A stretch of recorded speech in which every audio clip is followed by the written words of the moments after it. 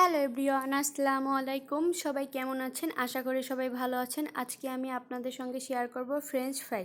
চলেন তাহলে শুরু করা যাক। প্রথমে আমি 3টা আলু ভালোভাবে ধুয়ে নিয়েছি, তারপরে এটা আমি ছিলে নিচ্ছি। এই যে আমার প্রায় ছিলা হয়ে গেছে। এখন আমি পানি দিয়ে ধুয়ে নিব। এই যে পানি দিয়ে ধুয়ে নিলাম। এখন আমি পিস পিস করে সমান সমান করে কেটে নিচ্ছি সবগুলা। আবার একটু পানি দিয়ে ধুয়ে এটা আমি তারপর একটা ইয়েতে পানি দিলাম, তো লবণ দিলাম। লবণটা একটু পানিটা গরম হয়ে আসলে আমি আলুটা আবার দিয়ে দিব। আলুটা আমি 50% সিদ্ধ করে নেব এখানে।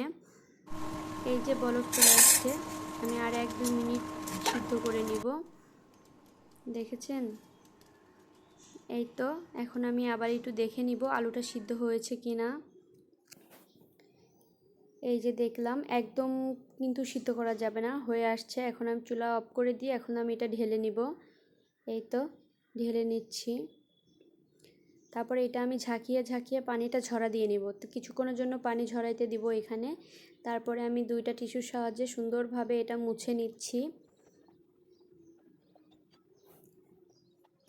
এই তো আমার মোছা হয়ে গেছে। আবার আমি ঝাঁকাতে ঢেলে এখানে আমি কর্নফ্লাওয়ার 2 চামচ দিয়ে ভালোভাবে মিক্সড করে নিলাম। তারপরে কড়াইতে আমি তেল গরম করে এটা দিয়ে নিয়ে এপাশ ওপাশ করে নাড়াচাড়া করে দিলাম। এই তো হালকা কালার চলে আসলে আমি এটা নামিয়ে ফেলবো। এই তো হয়ে আসছে, দেখেন কত সুন্দর কালারটা আসছে, তাই না? চলেন তাহলে এবার সস দিয়ে পরিবেশন করা যাক। আপনারাও বাসায় ট্রাই করে বলবেন কেমন হয়েছে।